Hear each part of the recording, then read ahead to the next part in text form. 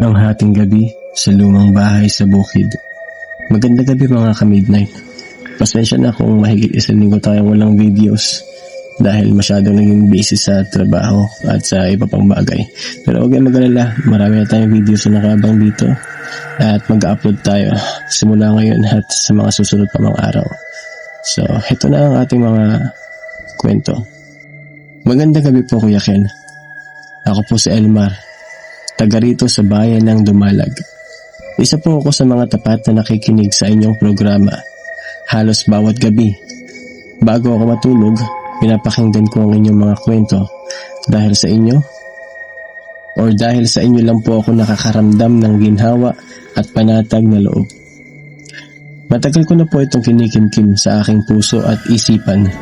Hindi ko po ito nasabi sa kahit na sino maliban sa aking pamilya. Takot po kasi ako na baka pagtawanan o isiping guni-guni lang. Pero habang pinapakinggan ko po ang inyong mga kwento tungkol sa mga nilalang ng gabi, nararamdaman kong kailangan ko ring ibahagi ang aking sariling kananasan. Ito po ay totoo, Kuya Ken, tungkol sa aswang.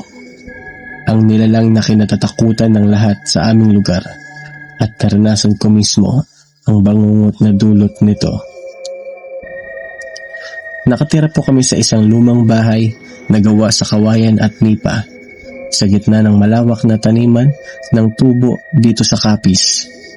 Malayo kami sa sentro ng bayan at ang pinakamalapit na kapitbahay ay halos kalahating kilometro ang layo. Sinasabi ng mga matatanda sa amin, ang aming lugar ay kilalang tahanan ng mga aswang, lalo na tuwing kabilugan ng buwan.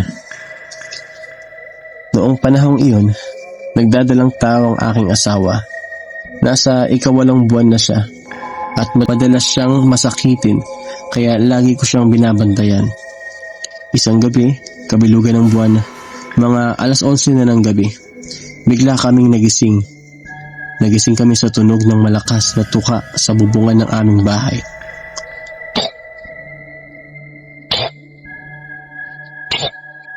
Mabigat, matigas, at parang sinasadyang iparinig sa amin. Elmar, ano yan? Bulong ng aking asawa. Nanginginig ang buong katawan habang mahigpit na nakakapit sa aking braso. Huwag kang matakot, sagot ko. Bagaman ako rin ay nagsisimula ng kilabutan. Baka pusa lang o ibon na napadbad sa bubong. Pero hindi nagtagal, narinig namin ang tinig. Isang mahaba, malambing at nakakaakit na tawag. Parang boses ng isang matandang babae na tumatawag sa pangalan ko mula sa labas. Elmar! Elmar! Ibaba mo ang iyong ilaw.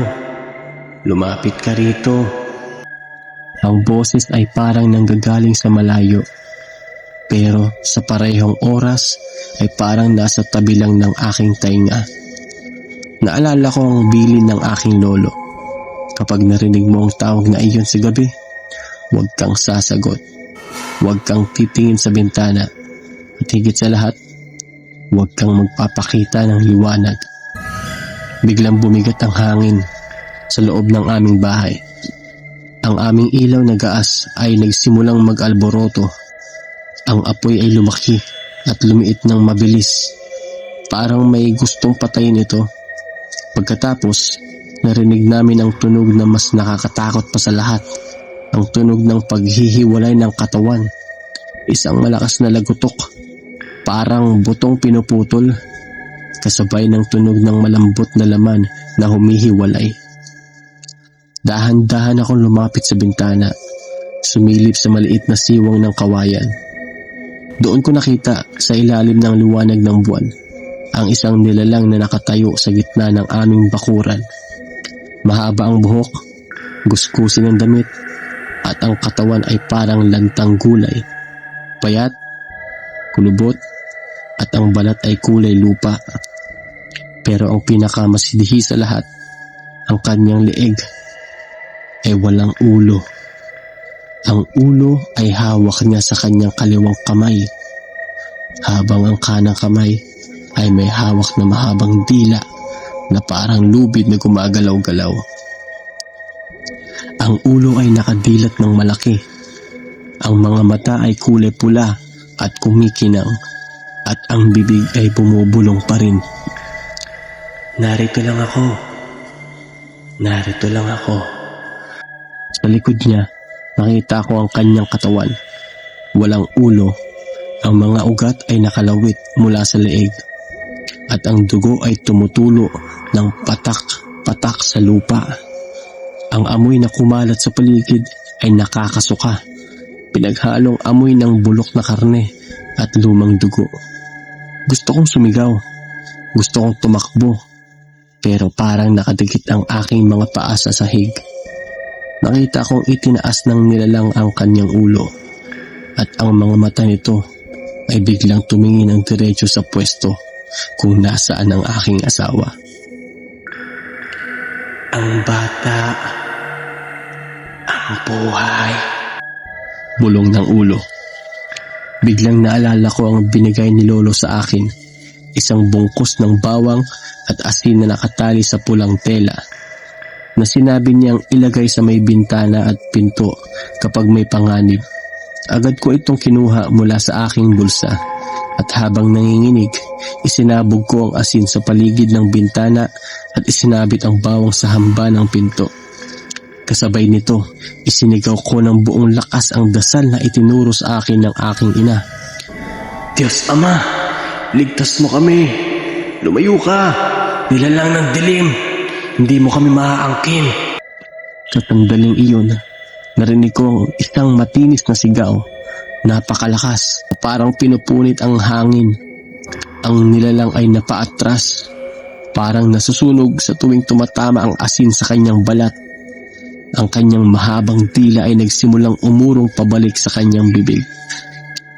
Di pa tapos. Babalik ako. Sigaw niya bago biglang lumipad ng mataas at mas pataas pa sa mga puno ng niyog na wala sa dilim ng gabi na parang usok. Agad akong tumakbo sa aking asawa na halos mawalan na ng malay sa takot. Niyakap ko siya ng sobrang higpit at naramdaman kong basa ang kanyang damit sa sobrang takot. Pinawisan siya ng malamig. Buong gabi kaming hindi natulog. Nakaupo lang sa sulok ng bahay habang hawak ang bawang at dasal ng walang tigil. Pagkaaraw, lumabas ako upang tignan ang bakuran. Doon ko nakita ang mga bakas, malalim na bakas ng paa na may matatalim na kuko, na parang naghuhukay sa lupa patungo mismo sa aming bintana.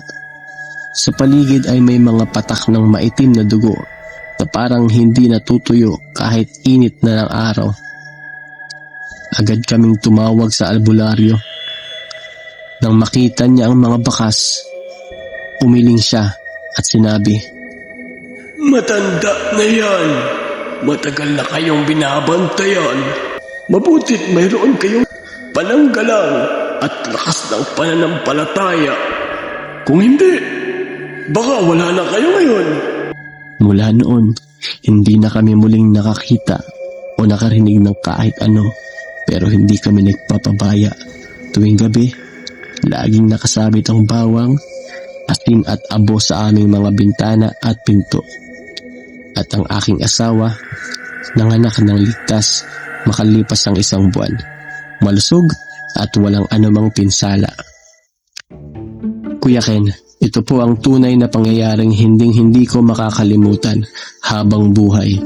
Hindi po ako nagkukwento nito upang magdulot ng takot lamang, kundi upang magbigay ng babala sa lahat ng inyong mga tagapakinig, lalo na sa mga nakatira sa mga liblib na lugar. Ang aswang ay hindi lamang kwentong pantulog. Sila ay totoo. Sila ay nagmamasid at sila ay naghihintay ng pagkakataon.